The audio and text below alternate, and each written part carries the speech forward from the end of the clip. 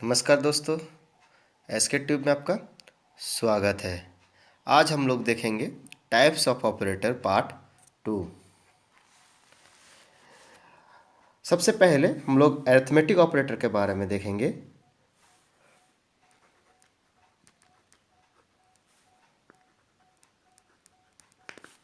Arithmetic operator, इस operator में 5 symbol आते हैं।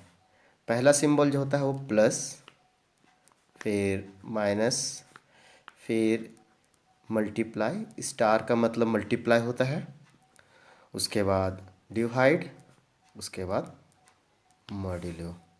ये 5 सिंबल जो है अरिथमेटिक ऑपरेटर के अंदर आता है। दोस्तों याद रखिएगा, ये जो प्लस सिंबल है ये हमें ऐड करने का काम आता है। माइनस सिंबल हमें सब्ट्रैक्ट करने का काम आता है, और स्टार का जो सिंबल है ये हमें प्रोडक्ट करने का काम आता है, मीन्स मल्टीप्लाई। और डिवाइड का जो सिंबल है ये हमें कोशेंट देते हैं, और मॉड्यूलो का जो सिंबल है ये हमें रिमाइंडर देते हैं।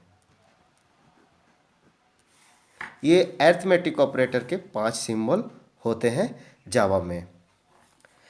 एक एग्जाम्पल आप देख सकते हैं, जैसे ए का मान अगर 7 है और बी का मान अगर 2 है। अगर हम करते हैं ए प्लस बी तो हमको वैल्यू मिलेगा 9, क्योंकि ए का मान 7 और बी का मान 2। 7 + 2 = 9। उसी प्रकार से सब्ट्रैक्ट होगा, डिवाइड होगा और मल्टीप्लाई होगा, और मॉड्यूलो का काम होता है। डिवाइड में जैसे देख लीजिए, अगर हम 7 / 2 करते हैं तो ये हमें कोशेंट देगा।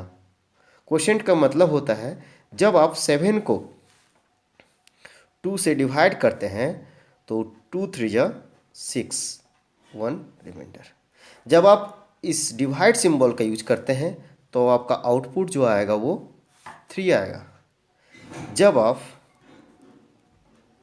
मॉड्यूलो सिंबल, ये सिंबल का प्रयोग करते हैं तो आउटपुट जो आएगा आपका वो 1 आएगा, क्योंकि मॉड्यूलो सिंबल रिमाइंडर को देता है। ये तो दोस्तों अरिथमेटिक ऑपरेटर के बारे में था। अब हम लोग नेक्स्ट ऑपरेटर रिलेशनल ऑपरेटर के बारे में देखते हैं।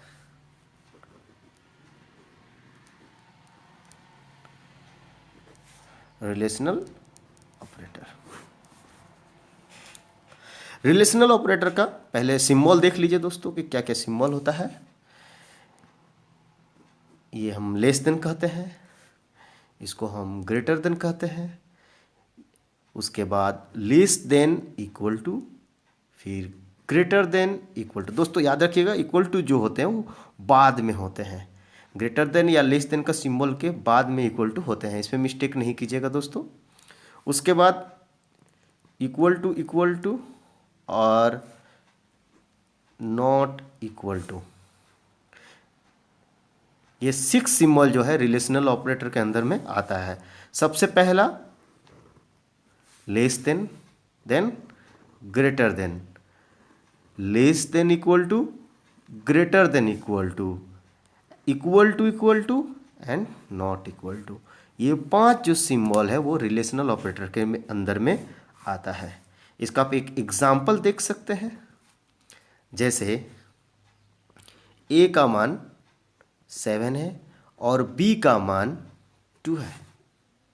अगर हम इसको चेक करना चाहते हैं, A less than equal to B, बोल रहा है कि ए जो है क्या बी से छोटा है, यस और नो। ये बुलेन में रिप्ले देंगे, आपको आउटपुट जो होगा बुलेन में आएगा। A less than equal to B, yes और नो, तो आंसर हो जाएगा फॉल्स। क्यों आंसर फॉल्स हो गया? क्योंकि ए में 7 है और बी में 2 है। कह रहा है कि 7 जो है क्या 2 से छोटा है, तो 7 2 से बड़ा होता है, इसीलिए आपका जो आउटपुट आ जाएगा वो फॉल्स। दोस्तों इस तरह करके सारे ऑपरेटर को हम लोग कंपैरिजन करते हैं। इसीलिए रिलेशनल ऑपरेटर का दूसरा नाम कंपैरिजन ऑपरेटर भी होता है। नेक्स्ट हम लोग थर्ड ऑपरेटर को देखते हैं दोस्तों। थर्ड ऑपरेटर को जो है मेरा वो logical operator, logical operator. Third operator जो है मेरा दोस्तों वो है लॉजिकल ऑपरेटर। लॉजिकल ऑपरेटर के अंतर्गत तीन ऑपरेटर आता है, पहला एंड, दूसरा और तीसरा नॉट। एंड का जो सिंबल होता है इस तरह से रहेंगे दो, और का जो सिंबल होगा इस तरह होगा, और नॉट का जो सिंबल होगा वो इस तरह से होगा। दोस्तों लॉजिकल ऑपरेटर जो होते हैं ये भी ट्रू और फॉल्स में देंगे, क्योंकि इसका भी दूसरा नाम जो होता है वो कंडीशनल ऑपरेटर होता है। चेक करेगा कि कंडीशन ट्रू है या फॉल्स है। एक एग्जांपल आप देख सकते हैं लॉजिकल ऑपरेटर का, है ना। जैसे A greater than B and A greater than C, तो फिर आपको इसके अंदर जो मैसेज है उसको आउटपुट देना है, ठीक है। इस कंडीशन पे एंड क्या करता है, जब दोनों कंडीशन ट्रू हो, ये भी ट्रू हो ये भी ट्रू हो, तो एंड क्या करता है, ट्रू देता है। और में क्या होता है कि कोई भी एक अगर ट्रू है तो भी वो ट्रू देगा और अंदर आ जाएगा। और नॉट में क्या करता है कि इसमें चेक करते कि दोनों में से कौन इक्वल नहीं है। जैसे नॉट के लिए आप एक एग्जांपल देख सकते हैं, b is greater than a not equal to c is greater than b। Not का दूसरा आप और एक एग्जांपल समझ सकते हैं। जैसे अगर कहा जाए कि नॉट 8 ग्रेटर देन 3, तो इसका आउटपुट क्या आएगा, जो यहाँ पे आता है उसका रिजल्ट फॉल्स आना चाहिए। जैसे यहाँ पे not 8 is greater then 3, not कभी भूल जाइए, क्या नॉट का अगर आप अभी भूल जाते हैं 1 मिनट के लिए, कहा गया है क्या 8 जो है 3 से बड़ा है। अगर नॉट नहीं रहता तो आपका ट्रू आता, नॉट होने के कारण आपका जो आउटपुट आ जाएगा वो आ जाएगा फॉल्स। चौथा नंबर जो मेरा ऑपरेटर है वो है मेरा असाइनमेंट ऑपरेटर। असाइनमेंट ऑपरेटर हम लोग इक्वल को कहते हैं, इक्वल को हम लोग असाइनमेंट ऑपरेटर कहते हैं। असाइनमेंट ऑपरेटर का मतलब होता है कि किसी एक वेरिएबल पे उस वैल्यू को डालना। जैसे मान लीजिए कि int a एक वेरिएबल है, अब इस पे हमको वैल्यू डालने के लिए हम लोग को असाइनमेंट ऑपरेटर का यूज करना पड़ेगा। और लिखेंगे मान लीजिए यहाँ अगर 3, तो इसका मतलब हो गया a में 3 आ गया है। और एक एग्जांपल इसके नीचे ले लीजिए, मान लीजिए इसके नीचे लिखते हैं int b equal to a में 3 था, अब a में जो है उसको कहाँ डाल रहे हैं, b में डाल रहे हैं, तो b इक्वल टू क्या हो जाएगा 3।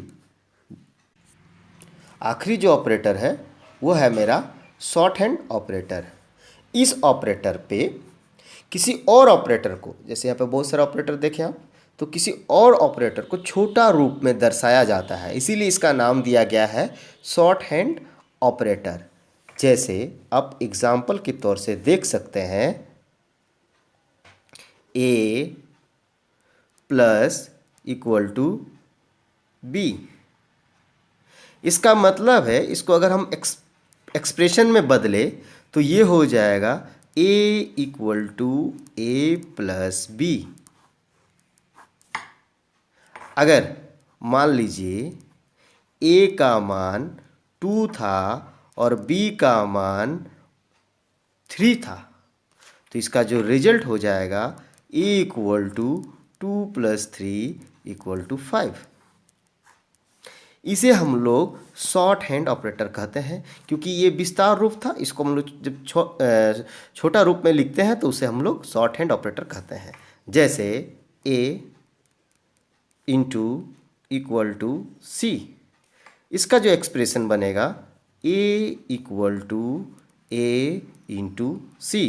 पहले जो रहता है उसको हम लोग सबसे पहले लिखते हैं, बराबर का साइन देने के बाद पहले में जो वेरिएबल रहता है उसको लिखते हैं, उसके बाद सिंबल को देते हैं, उसके बाद जो सेकेंड में वेरिएबल होता है उस वेरिएबल को डालते हैं।